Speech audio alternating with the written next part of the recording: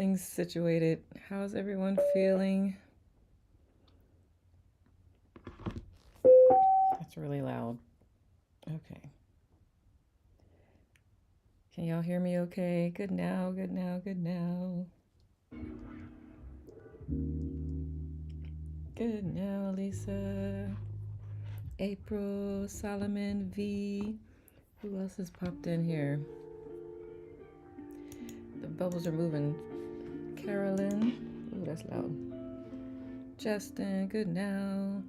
Karma, good now. Tara Lee, good now. I love it. Belinda, good now. Lily, look at that bird. Did you catch that bird on camera, like from a feed or something? Good now, Grace. Welcome back, love. Kathy, good now. Donna, good now. Who have I missed? V, good now. Nicole and all. Buenos dias, señorita Nicole y familia de lechuga. Buenos dias. Good now, Caitlin. Speaking of Caitlin. Good now, Stephanie. Let's see, whoever. Jeffrey, good now. Piv, good now. Hopefully I said your name correctly. Let me know. Did I miss anyone? Good now and welcome. I threw myself off. This is actually supposed to be week 6 or 5. I keep throwing myself off. Is it week 5? What chapter are we on? That'll tell me, because we did introduction first. We're on chapter 6, so this is week 5. The numbers aren't matching and my brain is like, this doesn't match. Okay. There we go. All right. Shall we get this party started? Did I say good now to everyone that I can see, and good now to anyone in private mode as well? Good now, Jamie. I just want to get, does this make sense?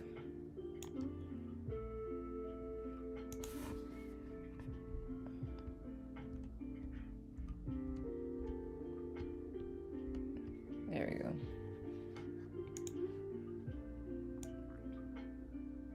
That way, people will know. You ready? Awesome. All right. First, the disclaimer. Good now, everyone. I am Nicole, your host of this wonderful, I guess, spiritual book. I don't know. I'm just being silly at this point. I'll have to let Justin come up with that part. But we are reading Letting Go, if you are here for the first time, by Dr. David R. Hawkins. And let me see, I see a new bubble. Rebecca, good now, love. We are on chapter 6, Fear. And the first introduction through chapter 5 is on my, is that is or are? They are on my channel on the Tube of You, which you can find, and a link is in my profile. But I just want to say this book is really good, really life-changing, but also, it can hurt your feelings because it's holding up a mirror in front of you to point things out about yourself that you may not, one, have been aware of, or if you are, like, not ready to hear. So with that said, it can sometimes be triggering or a lot. And if it ever becomes that, please take care of yourself, whether you step away from the live or you can post it in a chat. People here are just super loving and super supportive. So if you're having a hard time with anything, please do not hesitate to post it in the chat. While I do help people with trauma and transcending, I am not a licensed mental health professional. So just take care of yourself. You know you. Be kind, loving, and gentle, and give yourself lots of grace. And yeah, that's all I got with that. It's a really good book. With that said, are y'all ready to read as I eat grapes? Yes, yes.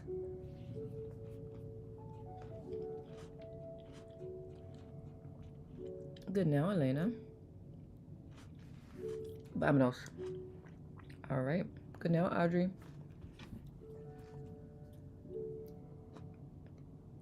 I meditated in my asanas, and I did not give myself enough time to eat before starting the live.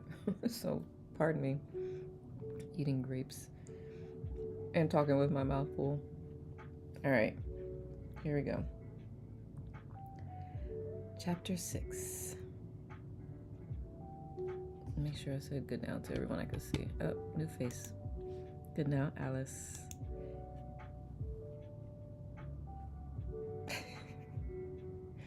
Here we go. Chapter 6. Fear. The many faces of fear are familiar to us all. We have felt free-floating anxiety and panic. Can you hear it okay? We have been paralyzed and frozen by fear, with its accompanying palpitations and apprehension.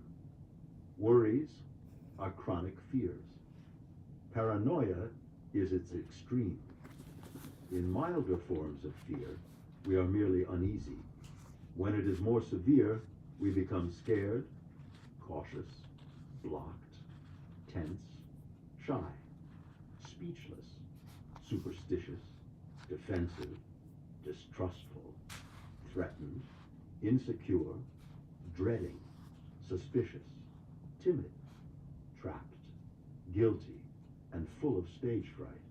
There is fear of pain and suffering, fear of living, fear of loving, fear of closeness, fear of rejection, fear of failure, fear of God, fear of hell, fear of damnation, fear of poverty, fear of ridicule and criticism, fear of being trapped, fear of inadequacy, fear of danger, fear of disapproval, fear of boredom, fear of responsibility, fear of making a decision, fear of authority, fear of punishment, fear of change, fear of loss of security, fear of violence, fear of losing control, fear of feelings themselves, fear of manipulation, fear of being found out, fear of heights, fear of sex, fear of being on our own and being responsible, and fear of fear itself. There is, moreover, a cause of fear of which many people are unaware, the fear of retaliation. This fear arises from the desire to strike out, to hit back, and to attack. As we let go of fear, we find that behind it, there is often anger at the object of fear itself. The willingness to let go of the fear and overcome it already moves us up to the next level, which is anger. The fact that we can face this combination of fear-anger feelings and surrender it moves us instantly up to pride and courage. The fear of public speaking. One excellent experiment is to let go of the fear of fear itself. When we stop being afraid of fear, we notice that it is just a feeling. In fact, fear is far more tolerable than depression. Surprisingly, to a person who has been in bad depression, the re-emergence of fear is welcomed. It is better to feel scared than hopeless. To understand how fear is self-reinforcing, we have to stop and look at another one of the laws of consciousness. What one holds in mind tends to manifest. What this means is that any thought which we consistently hold in mind and consistently give energy to will tend to come into our life according to the very form in which our mind has held it. Thus, fear engenders fearful thoughts. The more we hold these thoughts in mind, the more likely the feared event will happen in our life, which again reinforces our fear. As a medical intern, there was a fear of public speaking. At the very thought of getting up in front of medical colleagues to present a patient's case, the voice would fail out of sheer fright. Because of holding that fear, the inevitable situation arose that necessitated having to present the case of a patient to the staff meeting. After reading a few paragraphs of the case history, the voice began to falter and get weaker and eventually stopped. The very fear that had been held in mind came to pass, and of course, That occurrence reinforced a fear of public speaking and brought on apathy about it. Henceforth, for many years, the limiting belief system operated. I can't speak in public. I'm just not a public speaker. Any and all speaking occasions were avoided, with the consequent loss of self-esteem, avoidance of activities, and limitation of vocational goals. As the years passed, the fear took a somewhat different form. The belief system was, I don't want to speak because I might be a boring and bad speaker. Finally, an occasion arose where it was necessary to speak in a public meeting. There was the opportunity to sit down and find the courage to face the fear. The inner dialogue was, what's the worst possible thing that could happen? Well, you could be terribly boring. This brought to mind all the boring speeches given by others, and then it became possible to accept that a boring speech was actually common, and certainly not the end of the world. There was a letting go of the pride and vanity behind that fear. Yes, it just might happen that the speech would be terribly boring. The fateful day finally arrived. The paper was written out so that all that was needed was to read it. Yes, it would have been far more interesting to give it extemporaneously, but there was an acknowledgement and acceptance of the fear, and so the speech was written out beforehand. The moment arrived to ascend the podium. Despite the inner fear and reading the speech in a flat, monotone voice, the feat was accomplished. Afterwards, some friends said, that was technically a good paper, but boy, it sure was boring. The inner self, however, didn't care. It was jubilant that there had been the courage and acceptance to face the situation and actually do it. The fact that it was boring was irrelevant. What was important was that it was done at all. Self-esteem increased because the fear and inhibition had been overcome, and speaking engagements no longer had to be avoided. In fact, the practice developed to begin all presentations with a warning to the audience. I am one of the most boring speakers around, and in fact, I can be quite tedious. Surprisingly, this brought a laugh from the audience.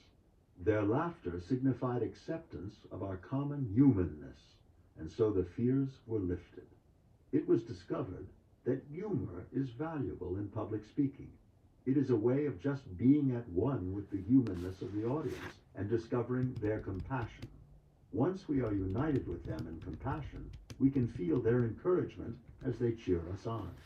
We love them for relieving our fear and accepting us, and they love us back for doing the very thing that they themselves fear. Once this evolution through the levels of emotion is made, there is an enjoyment of public speaking. We find out that part of the mind can be quite funny when the occasion arises. Eventually, with complete surrender, reading a prepared speech dropped off, and the speaking became extemporaneous. With more experience, the public speaking improved, which engendered more speaking engagements. This allowed the accomplishment of many vocational goals that heretofore had been thwarted. There were appearances in the national media, such as talk shows on television.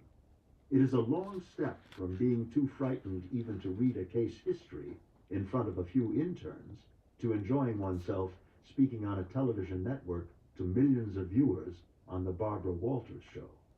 We all derive great benefit from liberating ourselves out of a fearful inhibition into successful functioning, because that learning process automatically spills over into many other areas of our life.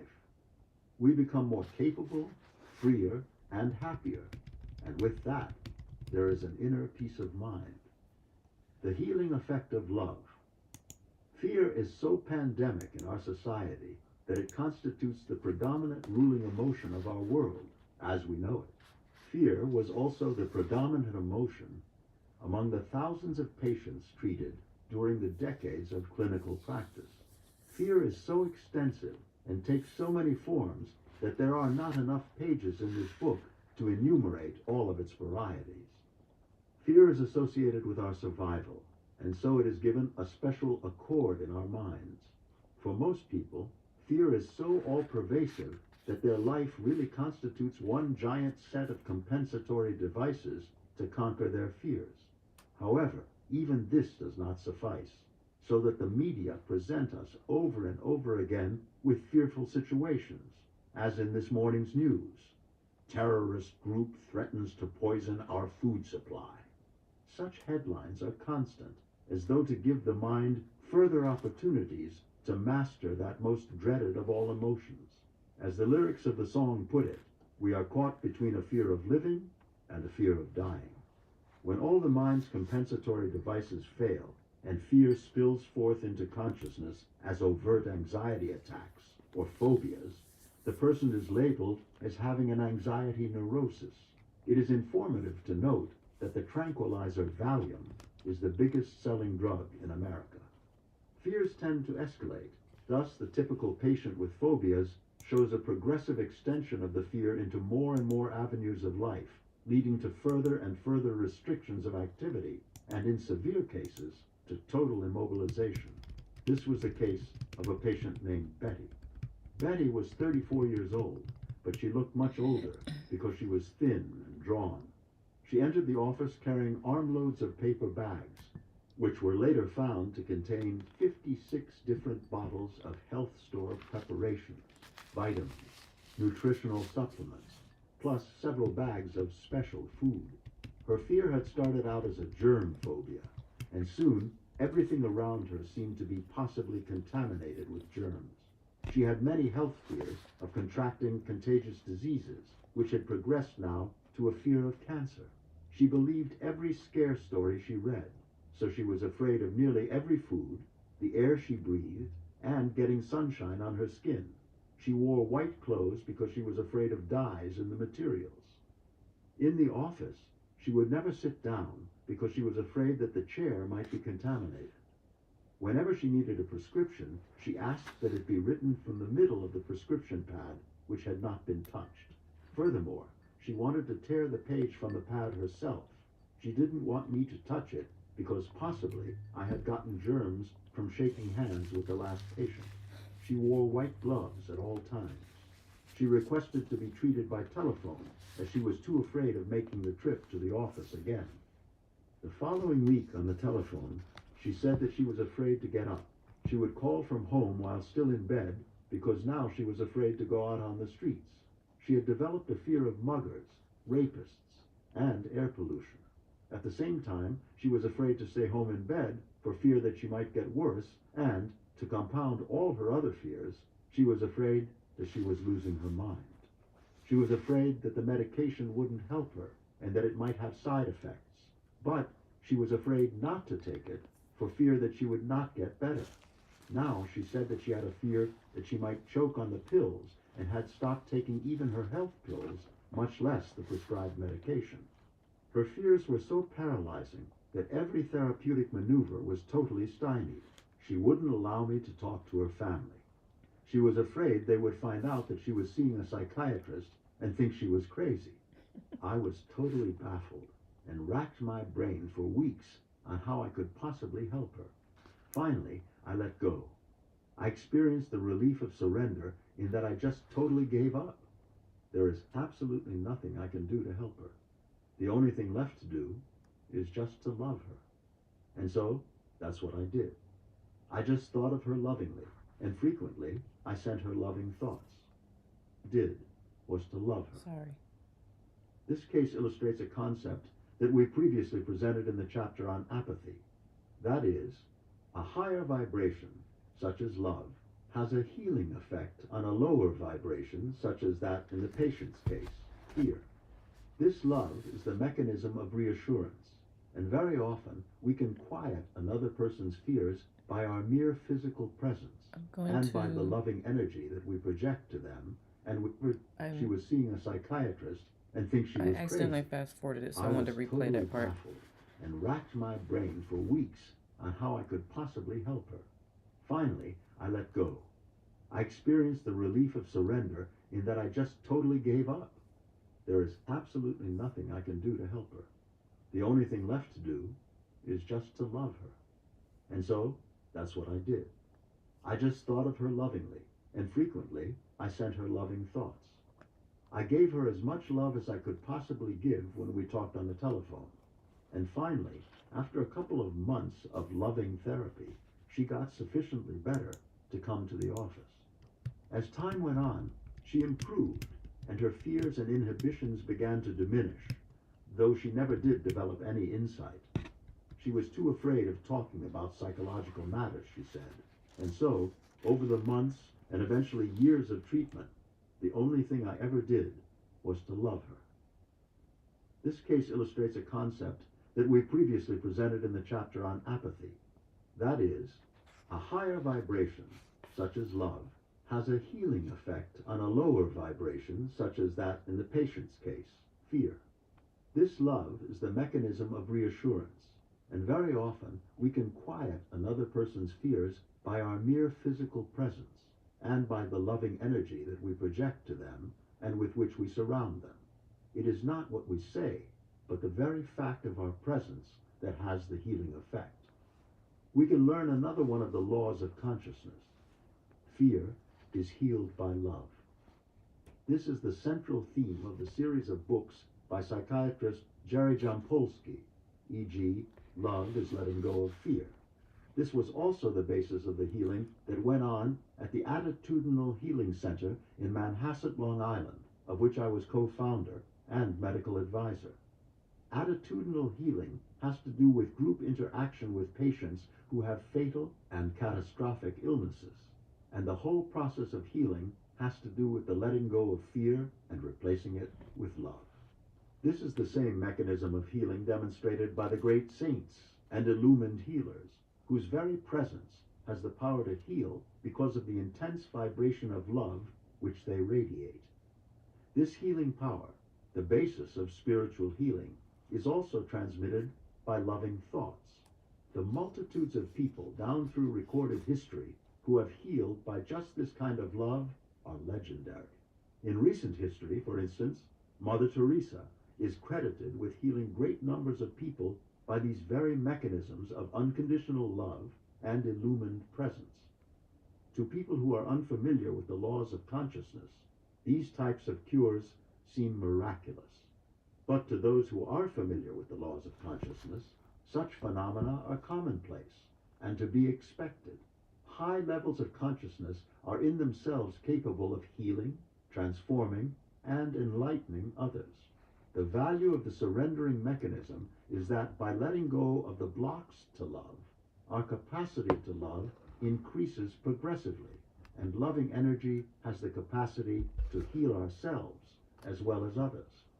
The only drawback to these types of healings is that often the healing is sustained while in proximity to a person capable of radiating high levels of love. But the illness returns when people leave that presence, unless they themselves have learned to elevate their own consciousness.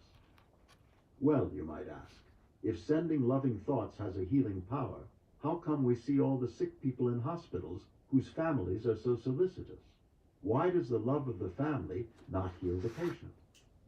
The answer is to look at the kinds of thoughts that are being sent by the family to the patient. As you examine them, you will find that they are primarily thoughts of anguish and fear, accompanied by guilt and ambivalence. We might picture love to be like the sunlight and negative thoughts like the clouds. Whereas our higher, greater self is like the sun, all the negative thoughts, doubts, fears, anger, and resentments that we hold dim the light of the sun, and finally, the light comes through only weakly. It was Jesus Christ who said that we all, with faith, potentially have the power to heal. The saint or person of high consciousness is by definition one who has removed the clouds of negativity and radiates the full healing power of the sun.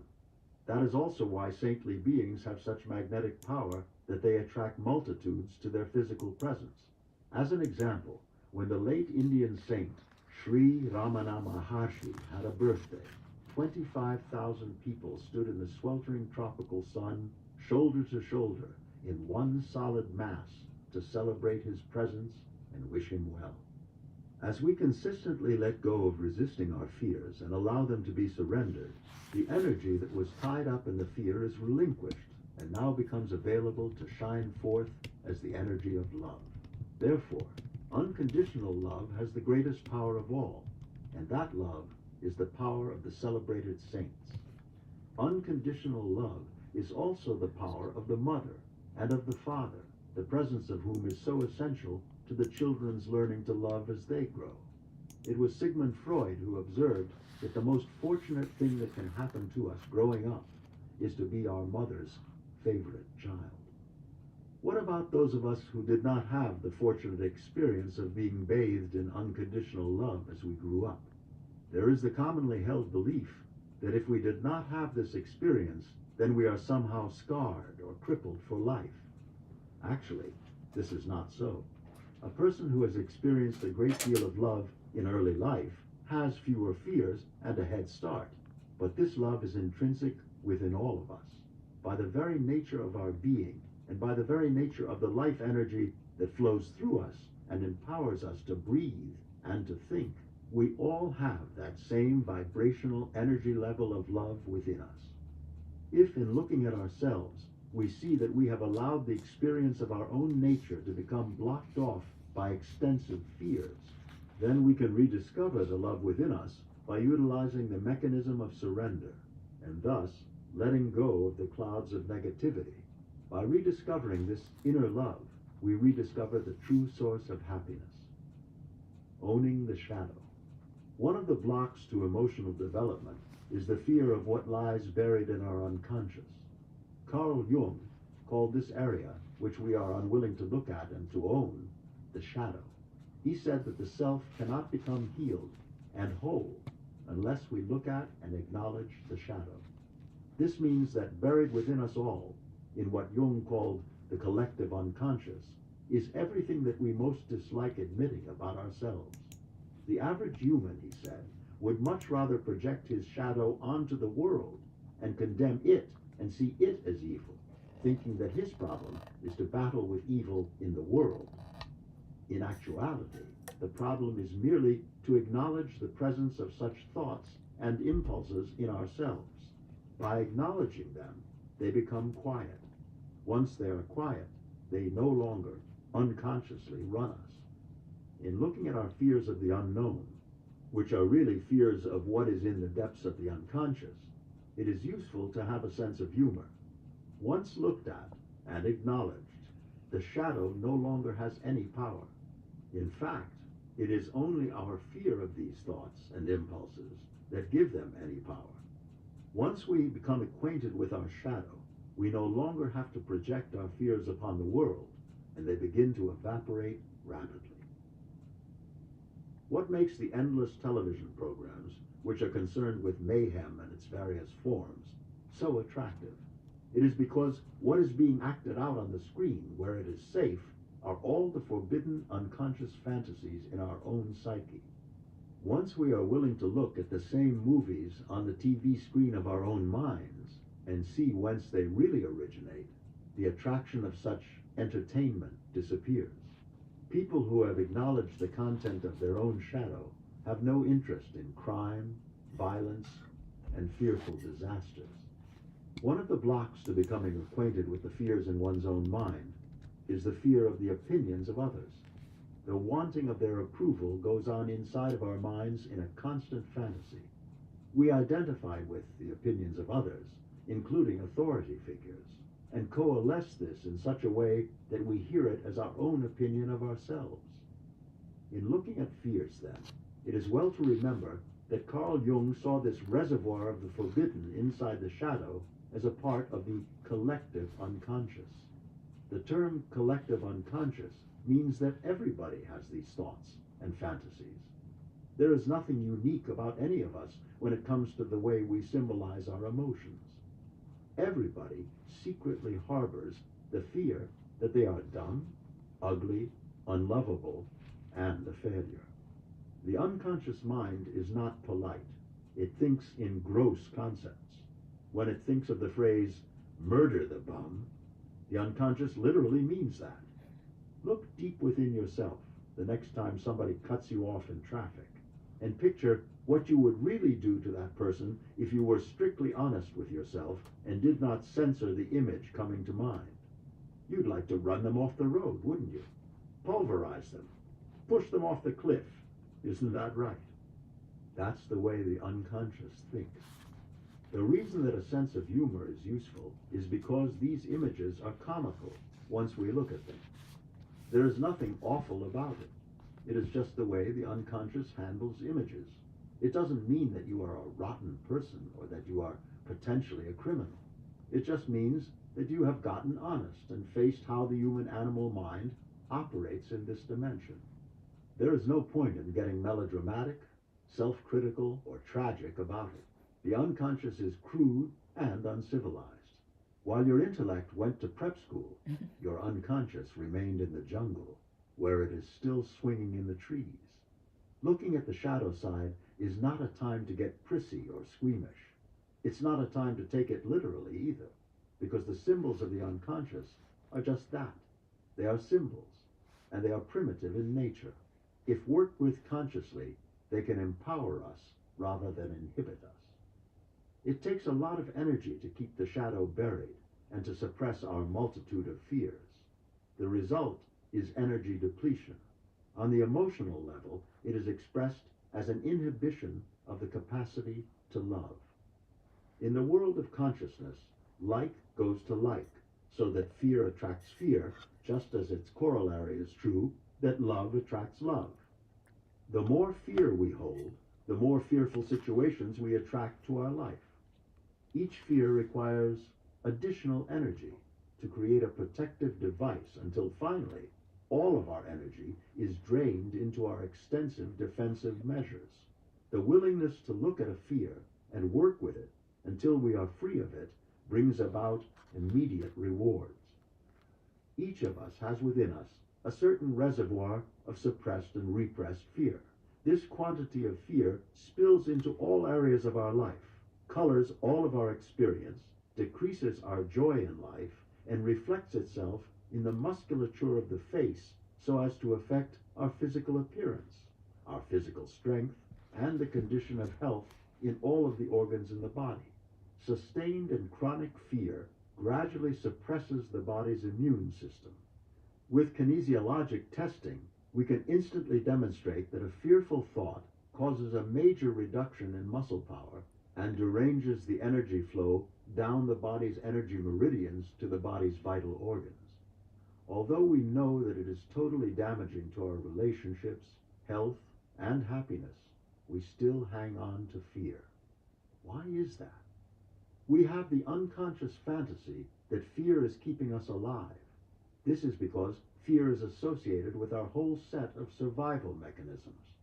We have the idea that if we were to let go of fear, our main defense mechanism, we would become vulnerable in some way. In reality, the truth is just the opposite. Fear is what blinds us to the real dangers of life. In fact, fear itself is the greatest danger that the human body faces. It is fear and guilt that bring about disease and failure in every area of our lives. We could take the same protective actions out of love rather than out of fear. Can we not care for our bodies because we appreciate and value them rather than out of fear of disease and dying? Can we not be of service to others in our life out of love rather than out of fear of losing them? Can we not be polite and courteous to strangers because we care for our fellow human beings rather than because we fear losing their good opinion of us? Can we not do a good job because we care about the quality of our performance and we care about our fellow workers? Can we not perform our job well because we care about the recipients of our services rather than just the fear of losing our jobs or pursuing our own ambition? Can we not accomplish more by cooperation rather than by fearful competition? Can we not drive carefully because we have a high regard for ourselves and care for our welfare and those who love us, rather than because we fear an accident? On a spiritual level, isn't it more effective if out of compassion and identification with our fellow human beings, we care for them rather than trying to love them out of fear of God's punishment if we don't? Guilt. One particular form of fear is what we call guilt. Guilt is always associated with a feeling of wrongness and potential punishment, either real or in fantasy. If punishment is not forthcoming in the external world, it expresses itself as self-punishment on an emotional level. Guilt accompanies all of the negative emotions, and thus, where there is fear, there is guilt. If you think a guilty thought and have somebody test your muscle strength, you will see that the muscle instantly goes weak. Your cerebral hemisphere has become desynchronized, and all of your energy meridians are thrown out of balance. Nature, therefore, says that guilt is destructive. If guilt is so destructive, then why are there such paeans of praise allotted to it? Why do so-called experts view guilt as beneficial? For example, a psychiatrist wrote a magazine article in praise of guilt, declaring guilt is good for you. He then qualified the statement with appropriate guilt. Let's look at what guilt is really all about and see if we agree or not. When you cross the street, you look both ways to see if a car is coming. How did this come about? When you were a child, you were told that it was bad to cross the street. Thus, we see that guilt is really a substitute for a sense of reality in a mind that is undeveloped, such as that of a child. It is a learned behavior which is purportedly pragmatic, to prevent further error or the repetition of a mistake. 99% of guilt has nothing whatsoever to do with reality. In fact, the most pious, meek, and harmless individuals are often riddled with guilt. Guilt is really self-condemnation and self-invalidation of our worth and value as a human being. Guilt is as prevalent as fear, and we feel guilty no matter what we are doing. A part of our mind says that we really ought to be doing something else, or whatever we are actually doing at the moment, we ought to be doing better. We should be getting a better golf score. We should be reading a book instead of watching television. We should make love better, cook better, run faster, grow taller, be stronger, be smarter, be more educated. In between the fear of living and the fear of dying is the guilt of the moment. We seek to escape it by remaining unaware of it through suppression, repression, projecting it onto others, and escapism. Remaining unconscious of guilt, repression, however, does not solve it. The guilt reemerges in the form of self-punishment, and through accidents, misfortune, loss of jobs and relationships, physical disease and sickness, tiredness, exhaustion, and the multiple ways the ingenious mind figures out how to bring about the loss of pleasure, joy, and aliveness. Guilt represents death just as love represents life. Guilt is part of the smaller self and underlies our willingness to believe negative things about ourselves. The happiness and joy of the day is instantly destroyed by one negative remark from a family member, friend, or neighbor. Physical disease is unlikely to exist without guilt, and guilt is a denial of our inner intrinsic innocence. Why do we buy into so much garbage? Is it not because of our very innocence? Is it not because, as we grew up, we trusted that what others were telling us was the truth? And even currently, do we still trust what others are telling us is the truth? Is it not so that we have bought into 10,000 lies and are willing to buy another 10,000 out of the naivete of our inner innocence? Is not that inner innocence the very reason for our exploitability? In fact, when we look deep within ourselves, is it not because of our very innocence that we believe ourselves to be guilty? It is because of our own inner innocence that we have bought into all the negativity of the world and allowed it to kill our aliveness, destroy our awareness of who we really are, and sell us the pathetic little smallness for which we have settled. Is not ours the innocence of the newborn that cannot defend itself and, with no capacity for discernment, could only allow itself to be programmed like a computer? To see this means to become conscious. We hear of consciousness-raising programs and weekend seminars to expand our consciousness. What does this mean? To get some new complicated formulas? To get programmed with somebody else's idea of mystical truth? Most of the consciousness programs boil down to this essential point. Become aware of what we are buying into, what we are accepting daily. Let's look at what we have already been programmed with and begin to question it, disassemble it, and let it go. Let's wake up and free ourselves from being exploited and enslaved by the negative programming of the world. We will see it for what it is, which is an attempt by others to control us, exploit us, extract our money, our services, our energy, our loyalties, and capture our mind. The mechanisms whereby this comes about were so beautifully exemplified in the movie Tron, in which the very function of master control was to enslave by progressive programming. When we see the truth of how programming happens, we will see that we are the pure blank computer. We are the innocent space in which the programming is occurring. When we look at all of this, we are going to get angry. Anger is better than resignation, apathy, depression, and grief.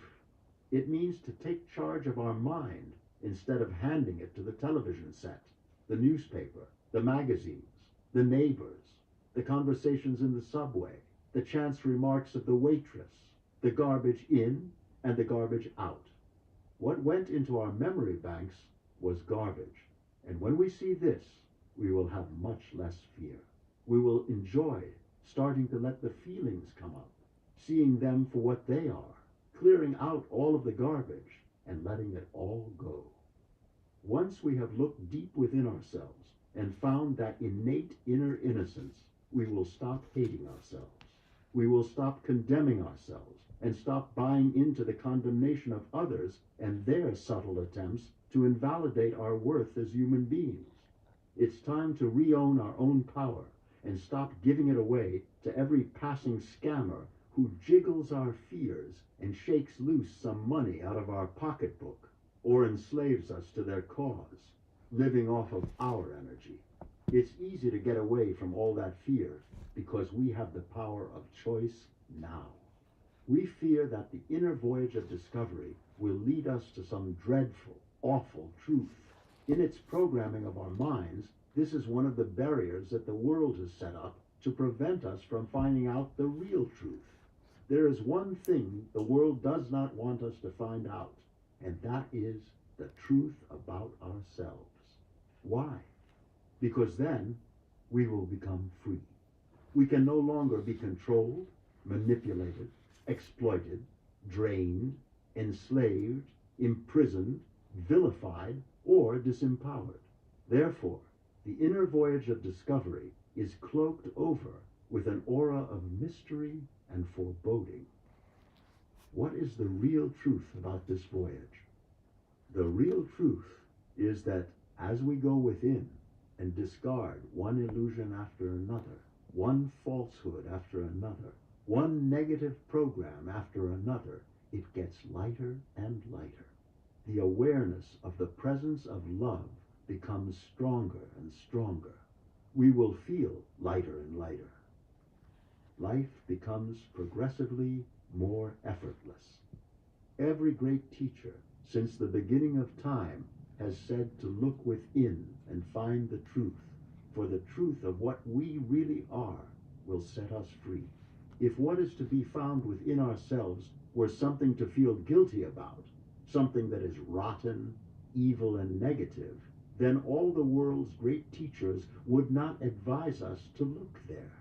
On the contrary, they would tell us to avoid it at all costs.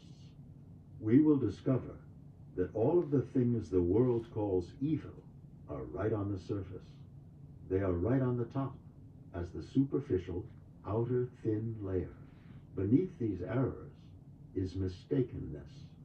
We are not rotten, only ignorant. As the quantity of guilty fear and the energy accompanying it are relinquished, we will notice that physical diseases and symptoms begin to disappear, The capacity to love ourselves in the form of increased self-esteem returns, and with it comes the capacity to love others. Being freed from guilt brings about a renewal of life energy. This can be dramatically witnessed in many people who are converted through religious experience.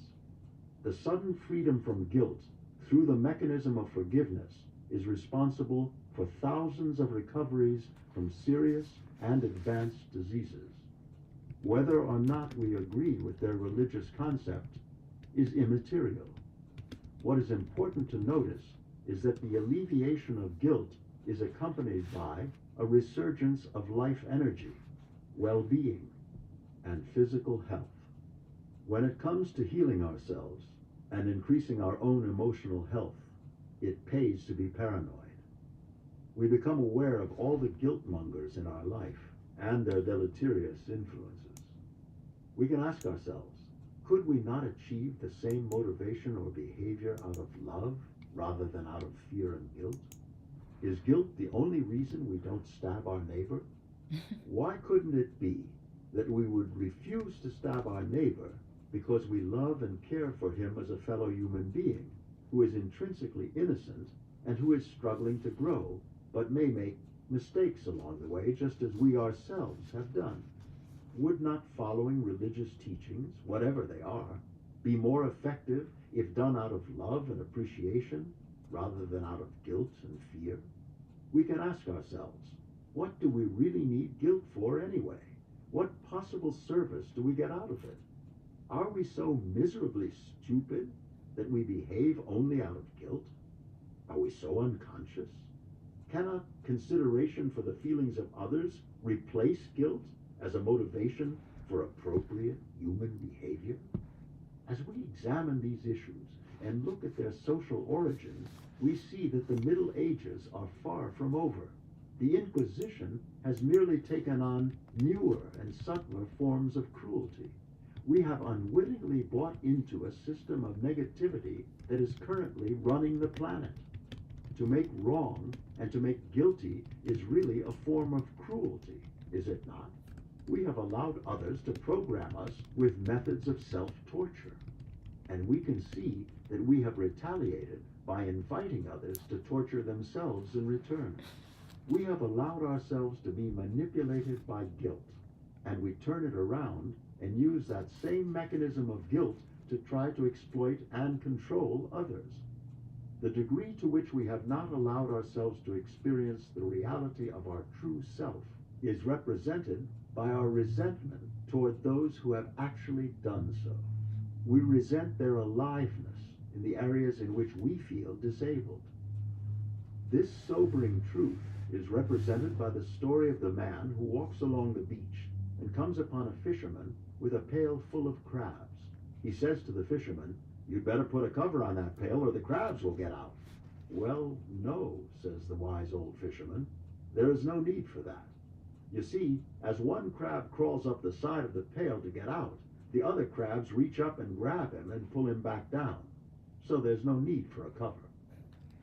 As we keep letting go, getting lighter, and becoming freer, we will, unfortunately, see that the nature of the world is like that pail of crabs. And then the full extent of its negativity becomes apparent. When we become totally aware of the bill of goods that we have been sold, it is very likely that we will feel anger and a strong desire to become liberated from the constraints of negativity.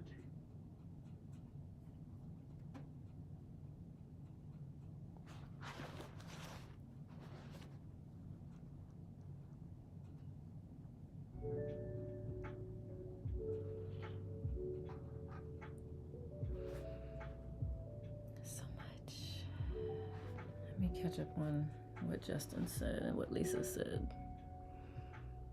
Justin said it's the same thing with trying to aim for something every day, and when I don't reach it, I feel bad. But I think my problem before was that I was looking at it like a job instead of having fun. It took a while to cultivate a way for fun to play a part. Sometimes I don't get to everything, but don't let it bother me because I get to do what I enjoy primarily. Everything else while important to get done. I don't let it eat at me. Maybe that's the perfectionist in me. Oh, cool. Jamila's on the tube, and she said she needed to hear that. She was listening while she was doing her yoga. Lisa says, Justin, for me, it is the expectation I set for myself. It is at a level so high. Justin says, Lisa, how I fix that high expectation, I look at it like building a wall. I'm sorry, I have an app on here that little thing is in the way and I can't see what you wrote. Okay. You start with bricks. You got that from the Will Smith movie. You start with bricks, first small parts to work on, because my issue is I looked at the overall goal and I wanted to do everything and I would get burnt out and it would be painful mentally. Hamila says, I see now why people have either clung to me or rejected me. I attribute it to being a bright light, but it's the same thing of the light equals love. Yeah, yep. If they're not on your vibrational level, sometimes if they are at a lower vibration, they'll also cling to you as a light, but other times they're like, run. Lisa says, self-forgiveness is so difficult for her. And Lisa says, I have gotten better, but have a long way to go. This will be helpful. I'm glad. But once you get out, you see how vast and beautiful the world is, and your worldview changes. Absolutely. Anything else come up for anyone else that they would like to share? I love what Jamila said. I'm loving what Lisa and Justin and Robin. What says you all? That cloud analogy, I say it all the time to people. I just butcher it very badly. So now I can find it again. I really appreciate that piece, the way he explained it.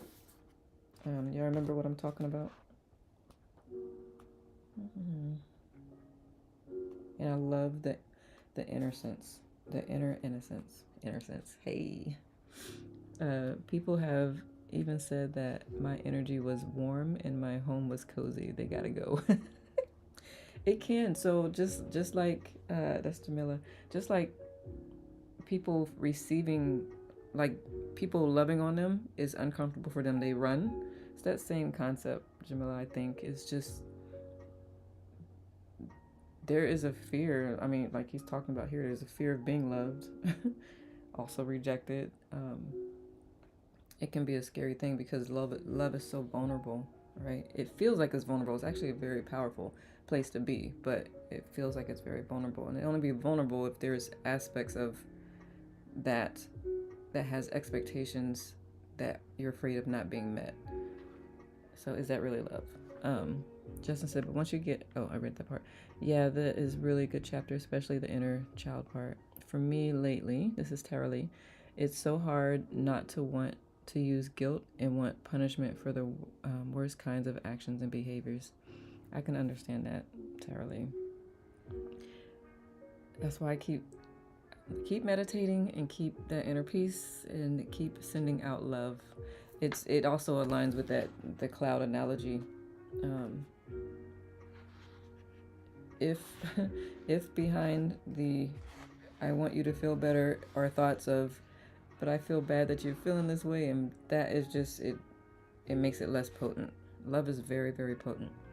Chandan says, I often fear of my kids that if I'm not around, they will get hurt. How should I let go? Well, for one, you're here. You were one time a kid. I'm pretty sure your parents were not around you every single time. And you teaching your children discernment. Now, this is coming from a person who's not a parent. So any parents in here, please speak up. But I come from a humans perspective.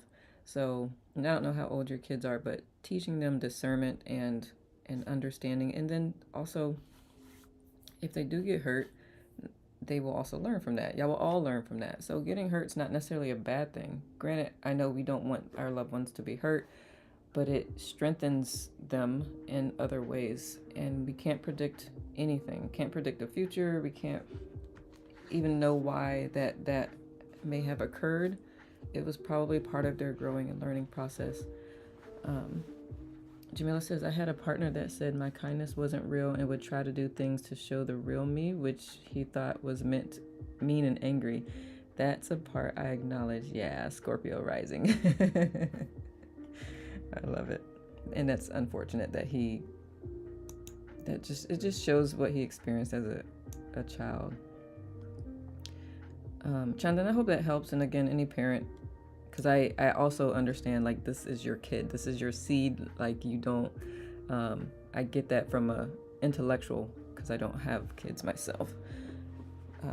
But from a human perspective, we learn and we grow. Like, our best areas of growth happen during painful times. It sucks ass as we go through it, but it's an essential part of our growth. If you are living in a bubble, especially as a kid, if you're living super protected, when you become an adult, it is really hard to navigate this very not nice world.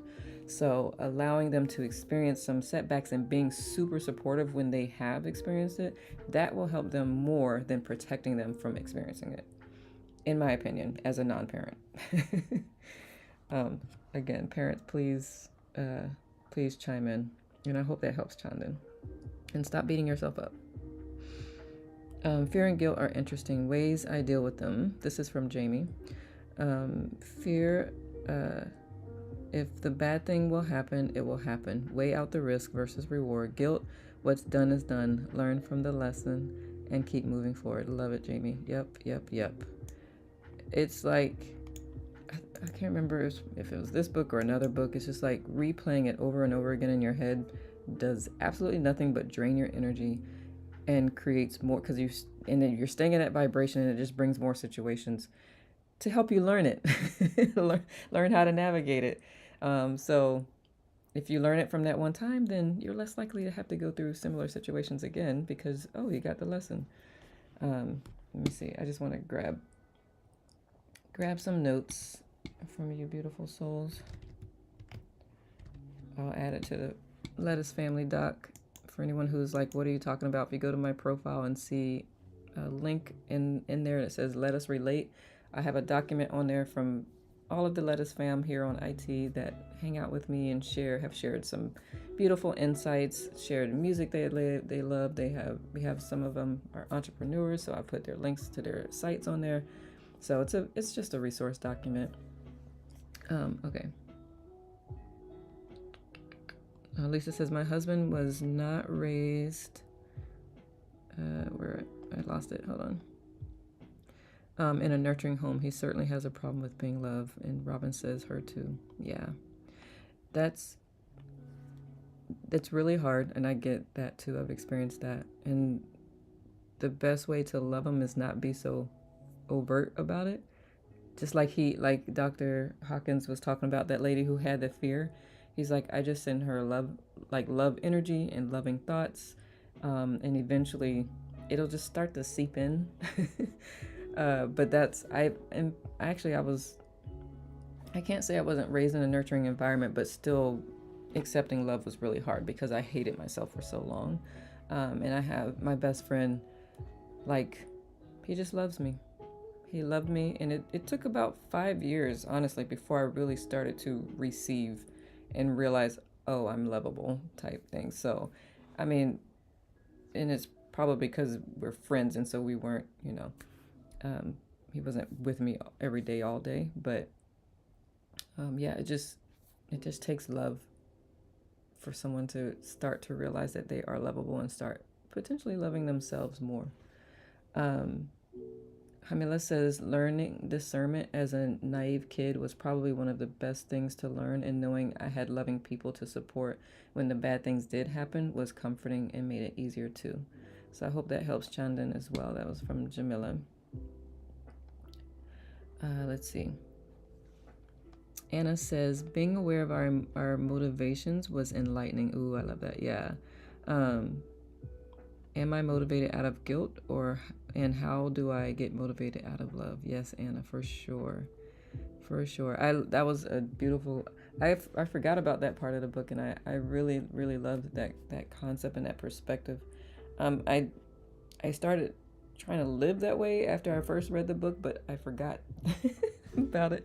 So that's why these types of books are really good to read over and over again. You get more from it each time because as your consciousness grows, you're able to see new things. Kids are going to get hurt even with you there. I'm a mom of 2, and I get the fear. It's real. Sending love to Robin. Also, thank you, Lisa. Chandan, good. Everyone has their own path, even our children. They are here to live and experience. We need to let them. Thank you, Caitlin. Rotten rumination. Yes, Robin. It is rotten. It's rotten. It's rottening.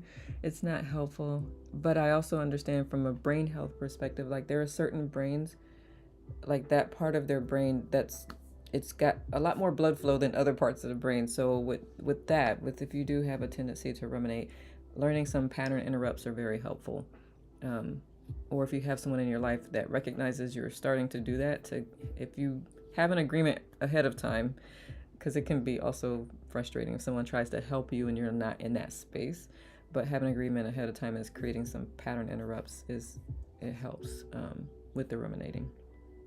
Donna says, the older my kids got, the more I was pushed to let go and let them be their imperfect, perfect selves. Letting go as a parent takes time. Yeah. I imagine so. I'm just looking at my niece and nephew. I think they're 5 and 3, and I was like, I don't know how my sister is surviving them growing up and becoming more and more independent. I would be excited and sad at the same time. It's just like the first time my niece said, I think hello to me when she was young, I started crying. I was like, oh my god, not even my kid. So I hear you, dear parents.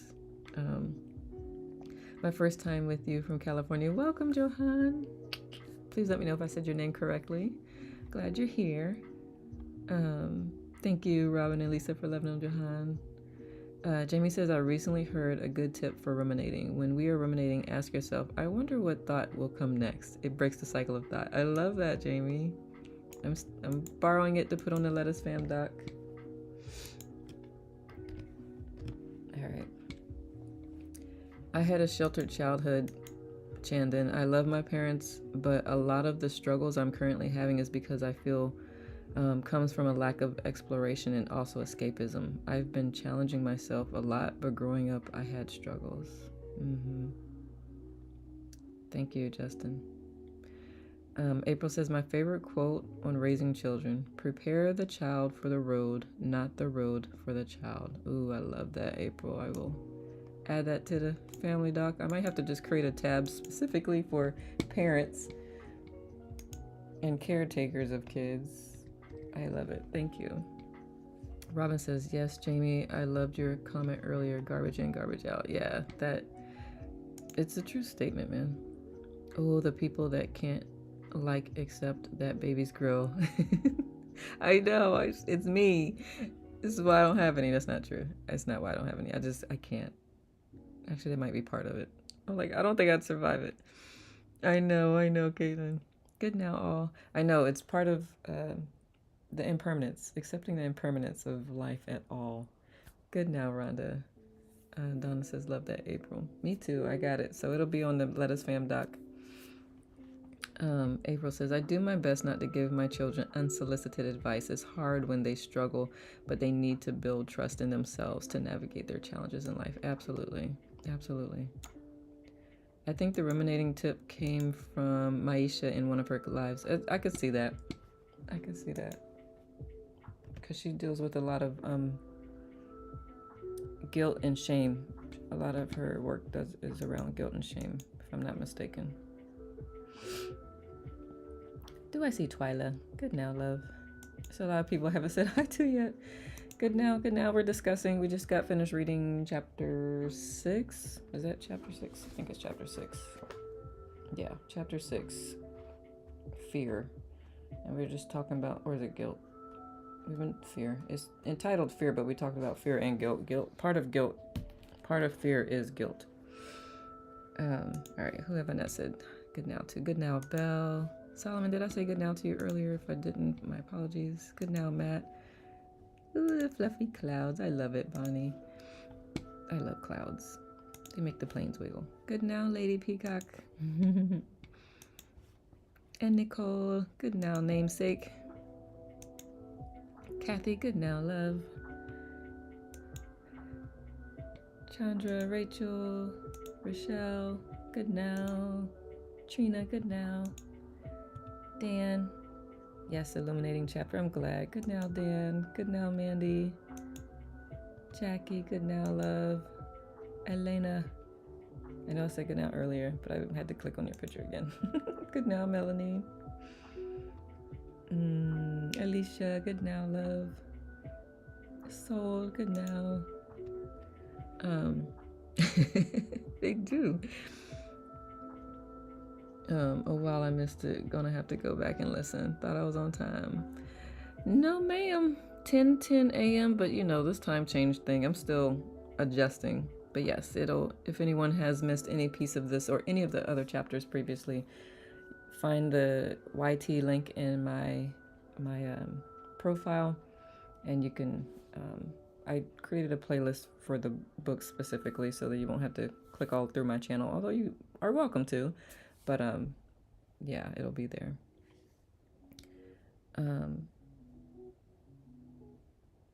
Oh, I know why, Rhonda. I moved the time to 9:10 a couple weeks ago because my school webinar is at 11. So that's why. I was like, yeah, it is early. I was like, I know we didn't just read a whole chapter in 8 minutes. So yeah. Yeah, if anyone is following, if you click on my profile on the event and click add to calendar, or if you have notifications on, it'll and you're following me, you'll get reminders as well. Honestly, if it didn't remind me, I probably would have tried to start at 10:10. So, because 10:10 has been my consistent time. But school, I was missing my school webinars. They aren't mandatory, but it's different being live, you know. Jamila says, I realized that when taking care of my nephews was that as a parent or caretaker, your job is to be a steward for kids and help guide them to become good adults. Yes, yes, yes. That's what I suspect. Johan says, sorry I missed the chapter reading, was listening to Joseph Namandi's beautiful live. Oh, I get that. Yeah, he does. He's got beautiful, beautiful music. No worries. You can go to my Tuba View and catch the replay once I close out the live. Let me see. Let's see. Persevere, peaceful people. Yes, Robin. Yes, yes, yes. Caitlin, I got activated when he said everyone's unconscious is just straight cartoon violent. That was extreme and didn't feel like a correct generalization. Yeah, I did too. I was like, ow. I don't know about everyone. So I don't like, and I've had to work on, just in the past, I've had to work on not using all or nothing language. But what I will say is him doing that caught your attention. I feel like that was strategic. He had been a therapist for many years, so I don't think he did that by accident. Yeah, the car part. What car part, Justin? Let's see. Like, bro, I am not Wile E. Coyote. Yeah. Oh, the car part. Oh, got it. Yeah. I mean, if you ever think about it, I know in my past I've definitely worked on road rage, but in my past I'm like, I just want to hit you right now with my car. Not off a cliff, but just like, dude, did you not know I was here? But I realized, I don't remember if it was this book or The Power of Now or something, but it's like, for me to get that angry, it's not really anger at them. There's something else, some other anger that had not been processed, that used that experience to let some of the steam out. So when I heard that perspective, I'm like, I now ask, what am I really mad at? Because I'm not mad at that person who probably didn't even see me. And I know I've cut people off and didn't even realize it. So, Yeah. Let's see. And I am from Jersey. I know all about road rage for real. DC, come on now. And it's funny because it's such a DC, Maryland, Virginia, Northern Virginia. We cross over the borderlines all the time, and all three areas drive differently. So I love you, Virginians. Y'all are too nice. That's a whole nother life. Anyway, Justin says, I've been cut off in traffic, but I'm what did you type? Like, wow, they're going too fast. I just want to get to point A to point. Yeah, Justin's a 90-year-old man, and as a driver, safety is super important. I'm like more focused on me. Just take my time. You'll get to work. um, you know how, and I love it. I really respect. But you'll drive past somebody and you're like, oh, that's why you're driving slow, because you're chilling. You have nowhere to go. You're like 90 years old. You're just out here to be out here. And then if you get past Justin, be like, why are you just out here to be out here driving like a 90-year-old person? I love y'all. I love you all. It's just interesting to see a young person drive like how you're supposed to drive, especially in this area. My thought is often I'm older and have more insurance. Lisa.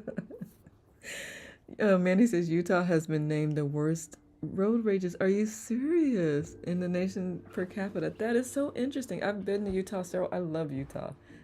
The mountains there are so picturesque. When I first was there, they look like green screen to me. I just kept staring at them. They're so beautiful. But I had not noticed that. I've driven around there a couple times, but I hadn't noticed. Justin, yeah, arrive live. Yeah, that part. Okay, I love it. You already know I'm a race car driver, so I love driving fast. That round that track was not enough laps. I gotta go back. Once I get on the track though, I'll be a different animal. If you say so. I kid. Manny says, I'm lucky to see those mountains every day. Yeah, but legit, Utah is bad for driving. That is so fascinating to me. But yes, you are lucky to see those mountains every day. Oh, man. They are so beautiful. I thought about moving out there. Caitlin says, when someone is driving like a schmuck, I'm like, who hurt you? Or, oh boy, you must be late. And yes, I did totally judge them in my statement.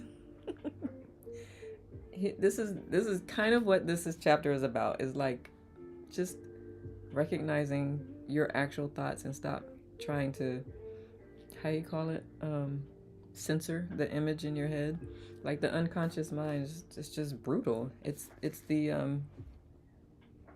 our how you call it, the word is escaping me, but like you said, it's uncivilized. The unconscious mind is about survival. So it's when we were living on the land and had to do whatever we had to do to live and protect ourselves and our families. That part of the mind is just has not evolved over however many centuries and years it's been. So, any other takeaways that y'all would like to share, or any questions y'all have? Anything we need to work on together? I do say guilt is self-punishment.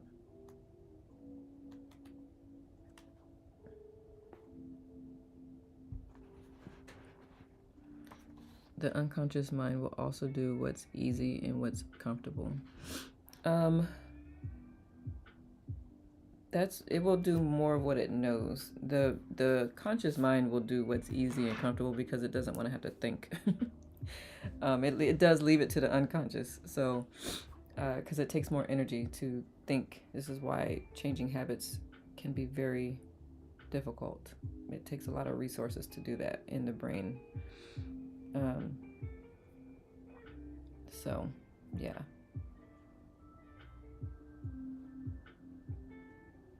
Yep. Tara Lee says, what about reporting people we think are unsafe within this context? How do you mean, Tara Lee? Please, can you elaborate on that a little bit more? Do you mean to the authorities? And then what context? Because I know we were talking about road rage versus, but also the chapters primarily on fear and guilt. So I just want to make sure I understand what you're asking.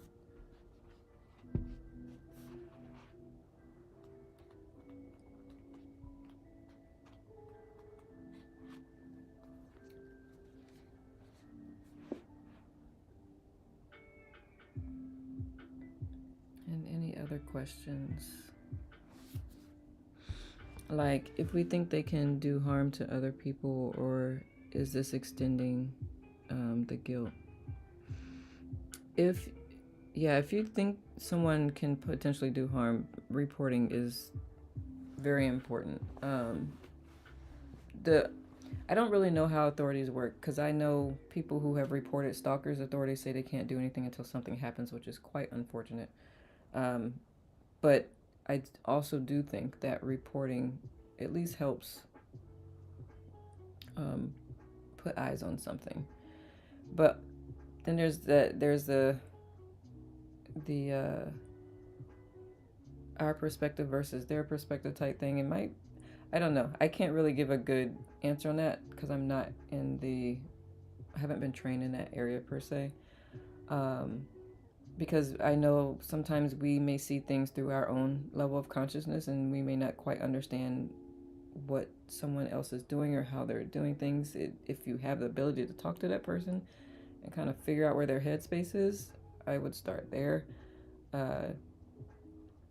But yeah, because what would be worse is if a report was made and it was not accurate and someone gets investigated for no reason. So it's kind of hard, and also I don't know the whole context of where you're coming from. So I know that was probably not helpful. Jamila says, how do we learn to radiate or send love? Did he elaborate? I don't think he elaborated. Other than doing stuff out of love instead of out of fear, I believe creates a habit of doing things out of love, including thinking of people who you might be mad at, sending love that way. He didn't elaborate like an actual practice. But as we cultivate love within ourselves, it will naturally radiate and send. Because that will be your first thought of someone, is send them love. Not out of judgment or anything. It's just you. The more you become love, the more you just radiate and send it. That's my understanding of it. I hope that helps. Reporting, if safe to do so. Yeah.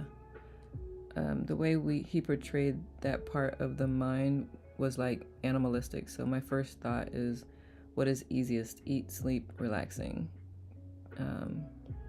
Eating right requires thinking. The unconscious mind wouldn't want to eat what feels good. That's part of the unconscious mind, but more likely from an emotional, as opposed to, or a habit, as opposed to like survival. Unconscious mind is more survival. This is all intermixed because sometimes survival requires, like, the emotional state. Like when you associate certain foods with love, you're going to go towards that food because your survival is based on like feeling loved and feeling safe and comfort. So it's really, there's not a full delineation in my opinion. It's all kind of mixed in. Who is he? What book? Oh, this is Letting Go. Where am I? Letting Go, The Path of Surrender. Dr. David R. Hawkins. So it's just learning how to process emotions and navigate life so that you're not in the stuckness of guilt and pain and fear and shame and loss. All that stuff is learning how to navigate through those aspects of life without succumbing to them and having them control your every move. So we read chapter 6 today, or listened to chapter 6 today.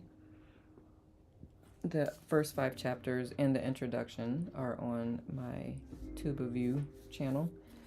This is a long book, so we'll be hanging out for quite a while. There may be some Saturdays we won't be able to have if I'm out of town or something, but we're gonna keep going.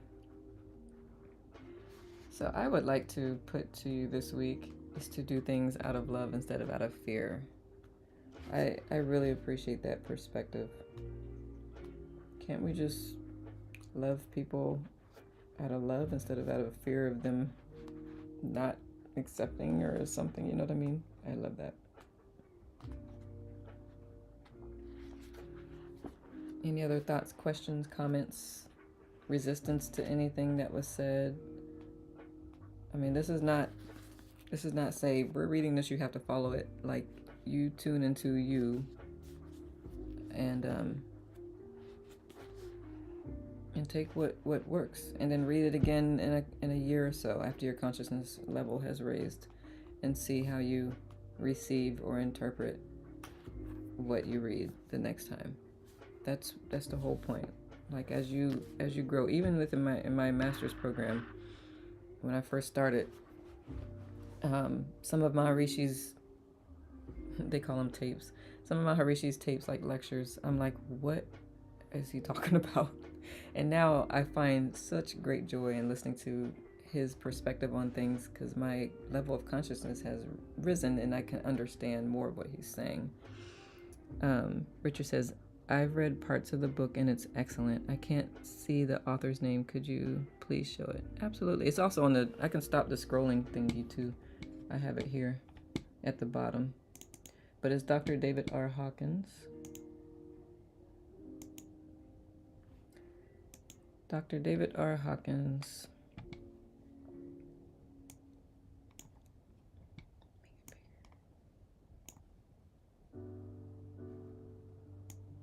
Eee!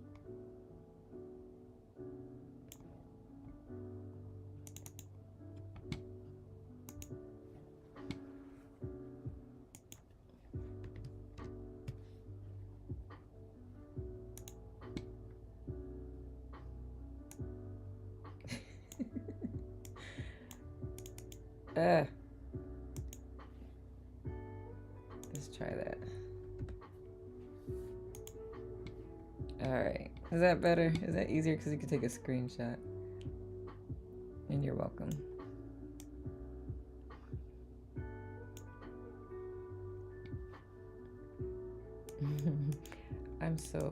This is my perfectionism in action. Y'all can see it.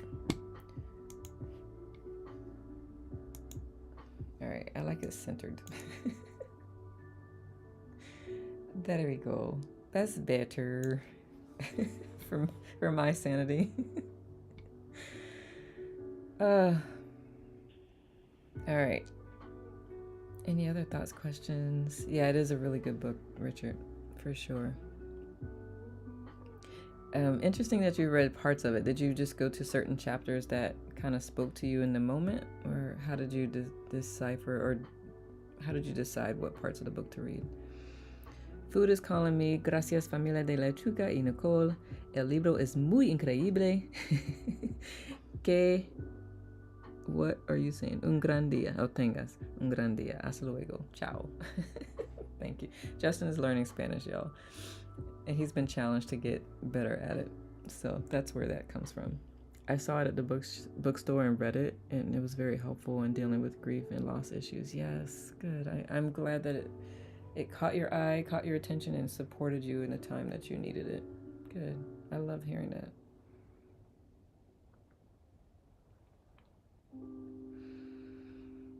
All right. Well then, if y'all are good, I'm good, but also, not but also. Que bueno, Justine. Holstein. It'd be hard to say in Spanish. I do have a group here on Insight Timer. Namaste. Johan. Igualmente. Speaking Sanskrit and Spanish. That is something I do. I do have a group here on Insight Timer. If you go to my profile, scroll all the way to the bottom, you'll see teachers groups, Anti Mastery, World Care through Self Care. So if anything comes up between now and next Saturday, feel free to post it in the group or reach out to me. My inbox is open as a teacher. You can also find me on all the socials. So I am here to answer any questions that I can. If I don't know, I will tell you I don't know. I can give you kind of my thoughts, but and hope that it kind of triggers something in you to your inner knowing. You're German and love Spanish and French as well. I love that, Johan. I do too. I love Spanish, Sanskrit. I'm learning Hindi actually right now. Just because yeah. It's a whole other conversation. We could turn this into a free flow Friday. It's just from studying the Vedic knowledge, I think. It's just, well, I was drawn to that even before that. But, yeah. Thank you for the hearts. Any last thoughts, questions, comments?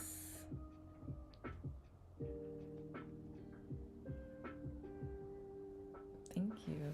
I appreciate it. Always, always, as always, I am absolutely celebrating you for showing up and being here. This work is not fun, it's not easy, but it's always so very worth it. Because on the other side of going through the stuff, there's just a sense of peace that is indescribable. Thank you for sharing your gifts. Thank you, Lisa. Thank you. And you're welcome. It's my honor and my pleasure. Anyone who wants to hang out tomorrow, I do have my monthly Tips Over Tea conversation. Would love to have you join. We'll be talking with Rabnisha. She's one of the lettuce family here on Insight Timer. Bonjour, Amélie. Much gratitude to you and also Insight Timer for allowing us to join. Absolutely. And gratitude to you for joining. I also have a link in my profile. I'd love to have a conversation with anyone who has tips that they would like to share that they've learned just in their normal life challenges, tips that could help other people through things that they may be going through. I have the podcast on here once a month, third Sunday of every month. Miss Lisa, she'll be in April, and I have Natalia in May. So I've got June through December open still. Grace says, thank you, Nicole, and everyone for sharing your perspectives, experiences. Sure. I'm going to sit under this tree and enjoy the flight of the birds in the wind. Good now, and peace to you all. I love that, Grace. I love that. Enjoy. Where are you with the warm weather? I need to come by you. You're looking forward to it? I am too, Lisa. I will be building out your scheduling it shortly, sometime within the next week, so I can send you the link so you can share it with your peeps. But yeah, thank you all. Thank you again for the hearts.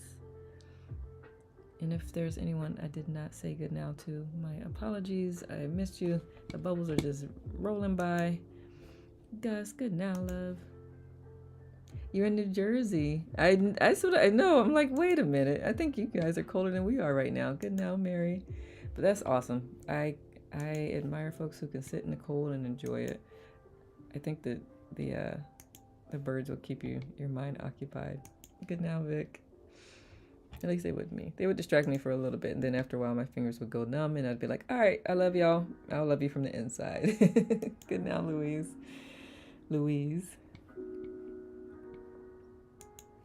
And, yep. All right.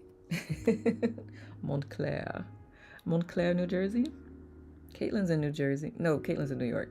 Grew up in New Jersey, right, Caitlin? If you're still here. I keep trying to put you in New Jersey, Caitlin. Mandy, come to Utah. I know. My business coach is in Utah. He was like, winter has been canceled. Good now, Britt. I was like, you've got to be kidding me.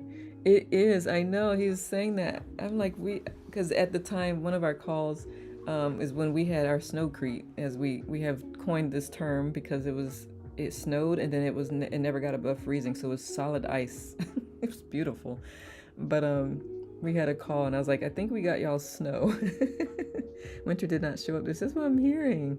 Spring is soon. Yes, yes. Jamie says, we had a taste of warm weather at the beginning of this week. It was great. I know. I'm telling you. Wednesday, it was 86 degrees here, and the next day it was snowing. I was like, what in the world? I left that state behind. I know, Caitlin. I keep trying to put you there. Awesome, awesome. Thank you for the stream of hearts, y'all. That is so sweet. I'm gonna send some back. I wish I could. If I kept my hands up, it would just keep streaming out, but it doesn't do that. I have to do a workout. Wait, does it? I'm in Maryland, Richard. I'm like, oh, it does. I love learning new stuff. It just doesn't go as fast as yours.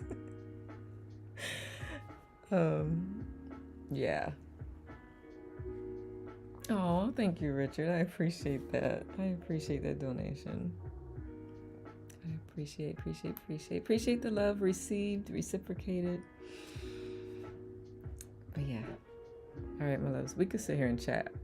Y'all have anybody who's hung out with me long enough. You've met me. We can just flow. That's what we do every Friday, 6:30 a.m. If anybody wants to join, 6:30 a.m. Eastern. So yeah. That's all I got. Unless you have anything else, I will give you the rest of the day or evening. The now. I'll give you the rest of your now moments back. Thank you all. I really appreciate you showing up for you, truly. Celebrate you for that. May as well. Y'all know me. I gotta celebrate. With the balloons and the firecrackers, but it doesn't see both of my thumbs. There we are. And the confetti. Celebrating you. Thank you for doing the hard work. Always a pleasure. Likewise, Jamie. Jamie, I hope you come down May 30th. And if you do, let me know because anybody who wants to stay a little bit, I was thinking about having dinner afterwards. Anybody else who's wanting to come into the DC area May 30th. If you've ever done my monthly, I said bye like 100 times. If you've ever done my monthly move and sit, this is very similar. We just, in between the moving and the sitting, we'll have a guided journaling session where I'll be doing sound bowl. And I've got my gong, which sounds amazing. So yeah, that's what we'll be doing. We'll be dancing, and we'll be journaling, and then we'll be meditating. Definitely on your radar. I love it. But yeah, let me know, because I would love to potentially, depending on who all registers, see if we can go eat afterwards because of the time of day. Because I definitely don't recommend eating a lot beforehand, because you'll be moving and sitting, don't want to fall asleep. So I figure we can grab a bite afterwards, potentially. But all that said, I'm done for real. For really real. All right, loves. I'll see you around the app. See you tomorrow if you join the podcast. And yeah, ciao for now. Peace, blessings, love.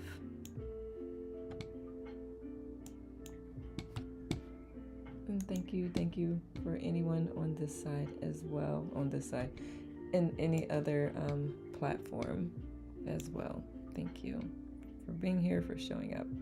See you next time.